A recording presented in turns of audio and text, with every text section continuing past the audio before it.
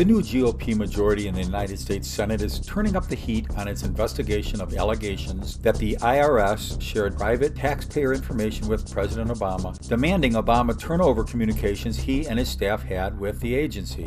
The Washington Times recently reported it obtained a copy of a letter signed by Senate Finance Committee Chairman Orrin Hatch and 13 other Republicans on the panel. Addressed to Obama, the letter asks for his communications with the Internal Revenue Service since 2010 for their investigation into whether the agency had been engaging in illegal distribution of private taxpayer information. Republicans have accused the Obama administration of using the IRS as a political weapon since discovering the agency obstructed the applications for tax-exempt status of conservative organizations critical of Obama's policies. The letter said, quote, "We have an obligation to conduct oversight of the federal government's administration of our tax laws. As part of this oversight, we are seeking to determine the degree and the manner in which the IRS shares taxpayer information with the Executive Office of the President," unquote. IRS documents filed by the National Organization for Marriage, for example, were released to a citizen who asked for them, and they ended up in the hands of a homosexual activist who posted the confidential information online. A judge ruled the IRS simply made a mistake, but the agency agreed to pay the group $50,000. The documents requested by the Senate panel were also requested by the interest group Cause of Action, which has gone to court to try to compel the IRS Inspector General to turn them over, the Times reported. The Inspector General says it can't turn over most of the 2,500 pages of records from its investigation because that would violate the privacy of taxpayers. Meanwhile, Texas-based True the Vote and 42 other groups have filed a lawsuit claiming the IRS targeted them based on their beliefs and their politics. Catherine Engelbrecht, founder of True the Vote, said the, quote, "notion that the IRS can target Americans for years because of their political beliefs is reprehensible," unquote. The IRS exacerbated the scandal by repeatedly telling disbelieving congressional investigators that it couldn't provide relevant emails because of, quote unquote, hard drive failures.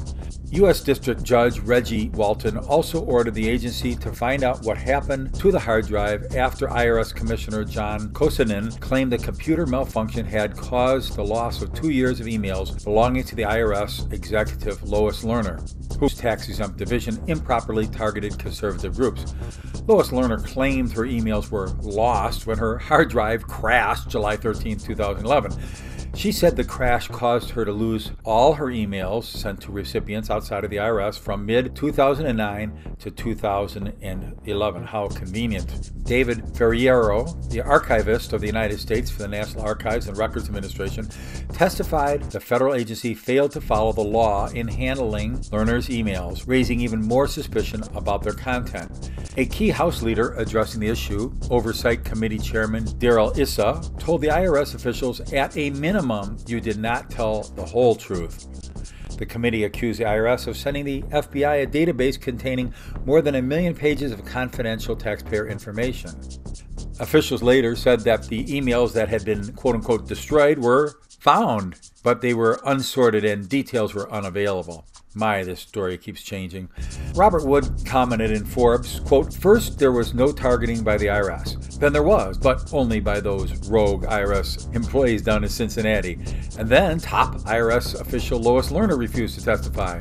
IRS Commissioner Miller seemed defiant, too, when he was sacked. Then there was a year-long congressional investigation before the IRS finally admitted the 2009 through 2011 Lois Lerner emails had, quote-unquote, disappeared.